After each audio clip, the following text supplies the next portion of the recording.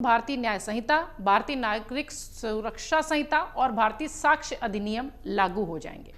25 दिसंबर 2023 को राष्ट्रपति ने 3 विधेयकों को अपनी मंजूरी दे दी है। आइए जरा आपको बताते हैं कि ये जो कानून अभी हमने जिनका जिक्र किया, इनके आने के बाद क्या कुछ बदलेगा और ये 3 नए जो कानून आ रहे हैं 1 तारीख से, इसमें क्या कुछ है, क्या प्रावधान है, क्या अभी तक खामियां थी जिसलिए इस तरह के कानूनों को लाने की आवश्यकता पड़ी। आपको बता दें कि 3 नए आपराधिक कानून, जिसमें कि भारतीय न्याय संहिता, भारतीय नागरिक सुरक्षा संहिता और भारतीय साक्ष्य अधिनियम 1 जुलाई से प्रभावी हो रहे हैं। इस दिन से दशकों पुराने भारतीय दंड संहिता, जिसे इंडियन पिनल कोड कहा जाता रहा है, आपराधिक प्रक्रिया संहिता सीआरपीसी और भारतीय साक्ष्य अधिनियम बदल दिए जाएंगे। केंद्रीय गृह मंत्री अमित शाह ने अगस्त 2023 में इन तीनों कानूनों में बदलाव का बिल लोकसभा में पेश किया था। आजादी के पहले बने ये कानून अब तक चल रहे हैं। आइए अब आपको यह भी बताते हैं कि इन तीनों कानून में नया क्या है।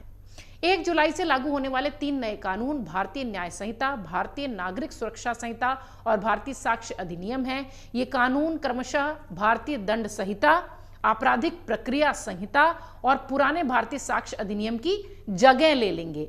इन तीनों की जगह ये 3 कानून आ जाएंगे। 12 दिसंबर 2023 को इन 3 कानूनों में बदलाव का बिल लोकसभा में प्रस्तावित किया गया था। इसके बाद 20 दिसंबर 2023 को लोकसभा और 21 दिसंबर 2023 को राज्यसभा से यह पारित हो गया। 25 दिसंबर 2023 को राष्ट्रपति ने 3 विधेयकों को अपनी मंजूरी दे दी। वहीं 24 फरवरी 2024 को केंद्र सरकार ने घोषणा की थी कि 3 नए आपराधिक कानून इस साल 1 जुलाई से लागू होंगे।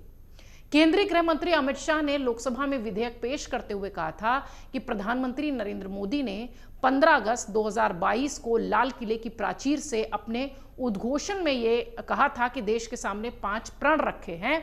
उनमें से एक प्रण था कि हम गुलामी की सभी निशानियों को समाप्त कर देंगे।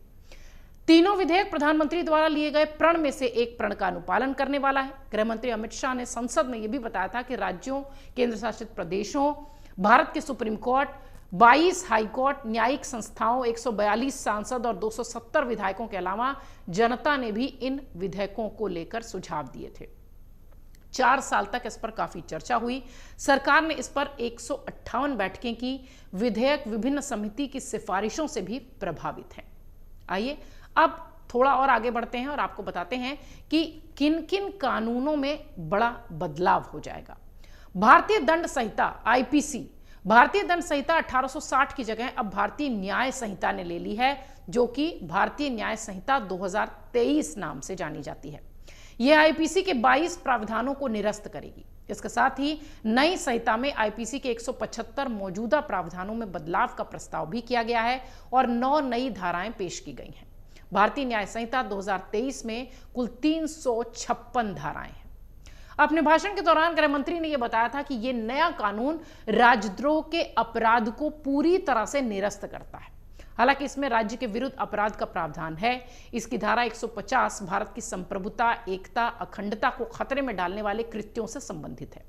उन्होंने यह भी उल्लेख किया था कि नए कानून में मॉब लिंचिंग के अपराध को दंडित करने का भी प्रावधान है और इसके लिए 7 साल की बाकायदा सजा, आजीवन कारावास, मृत्युदंड, ये इस तरह के प्रावधान भी जोड़े गए हैं। दूसरा, आपराधिक प्रक्रिया संहिता। जो कानून बदलने जा रहा है वो आपराधिक प्रक्रिया संहिता यानी क्रिमिनल प्रोसीजर कोड है।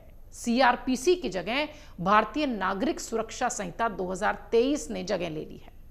भारतीय नागरिक सुरक्षा संहिता के जरिए सीआरपीसी के 9 प्रावधानों को निरस्त किया गया। इसके अलावा इस कानून में सीआरपीसी के 107 प्रावधानों में बदलाव और 9 नए प्रावधान पेश करने को कहा गया है। भारतीय नागरिक सुरक्षा संहिता में कुल 533 धाराएं हैं।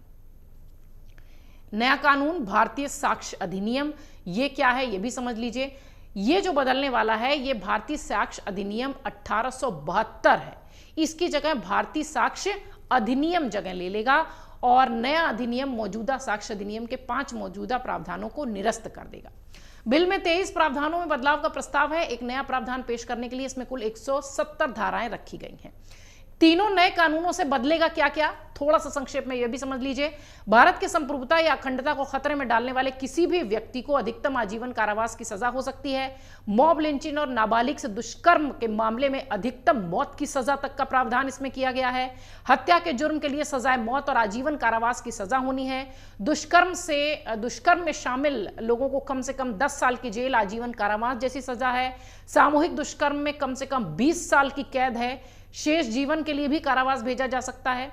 इस बिल के अनुसार यदि किसी महिला की बलात्कार के बाद मृत्यु होती है तो इसके कारण महिला लगातार या फिर बलात्कार के कारण महिला बेहोश होती है तो दोषी को कठोर कारावास की सजा है, जिसकी अवधि 20 साल से कम नहीं होगी। आजीवन कारावास का जो प्रावधान है वो इसमें बढ़ाया गया है। बिल के कुछ खास और प्रावधान हैं जिसमें कि नागरिक किसी भी पुलिस स्टेशन में 0 एफआईआर दर्ज करा सकेंगे, चाहे उनका अधिकार क्षेत्र कुछ भी हो। यानी पहले जैसे हुआ करता था कि हमारे एरिया में नहीं आता है, इस तरीके की बातें अब 1 जुलाई से तो नहीं ही होंगी।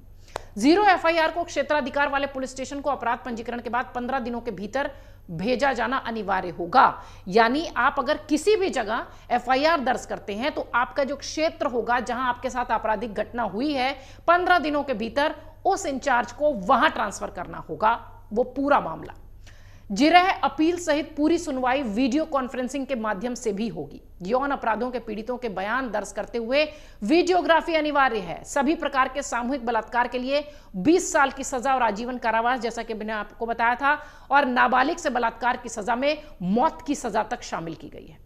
एफआईआर के 90 दिनों के भीतर अनिवार्य रूप से चार्जशीट दाखिल करनी ही है। न्यायालय ऐसे समय में 90 दिनों के लिए और उसे बढ़ा सकता है कि हां, अगर अभी तक मामला नहीं है तो न्यायालय ही बढ़ा सकता है। आपको 90 दिनों के भीतर चार्जशीट दाखिल करनी है। आपसे संदर्भ पुलिस से है। आरोप पत्र प्राप्त होने के 60 दिन के भीतर अदालतों को आरोप तय करने का काम पूरा करना होगा। सुनवाई के समापन के बाद 30 दिन के भीतर अनिवार्य रूप से फैसला सुनाया जाएगा। फैसला सुनाए जाने के 7 दिन के भीतर अनिवार्य रूप से ऑनलाइन उसकी उपलब्धता होगी। तलाशी और जब्ती के दौरान वीडियोग्राफी अनिवार्य है। 7 साल से अधिक की सजा वाले अपराधों के लिए फोरेंसिक टीमों को अनिवार्य रूप से अपराध स्थलों का दौरा करना होगा। जिला स्तर पर मोबाइल एफएसएल की तैनाती होगी। 7 साल या उससे अधिक की सजा वाले कोई भी मामले में पीड़ित को सुनवाई का अवसर दिए बिना वापस नहीं किया जाएगा। संगठित अपराधों के लिए अलग कठोर सजा होगी। शादी, नौकरी, झूठे बहाने के तहत महिला से बलात्कार दंडित प्रावधान होगा। चेन, मोबाइल स्नैचिंग, इस तरह की शरारती गतिविधियों के लिए अलग प्रावधान है। बच्चों के खिलाफ अपराध के लिए सजा का 7 साल से जो प्रावधान था उसे बढ़ाकर 10 साल तक की जेल का अब कर दिया गया है। मृत्युदंड की सजा को कम करके अधिकतम आजीवन कारावास में से बदला जा सकता है। आजीवन कारावास की सजा को कम करके अधिकतम 7 साल के कारावास में बदला जा सकता है और 7 साल की सजा को 3 साल के कारावास में बदला जा सकता है, लेकिन इससे कम नहीं। किसी भी अपराध में शामिल होने के लिए जब्त किए गए वाहनों की वीडियोग्राफी भी अनिवार्य होगी। ये कुछ छोटे छोटे बदलाव हैं जो कि अब 1 तारीख से दिखाई पड़ेंगे। इसके अतिरिक्त 3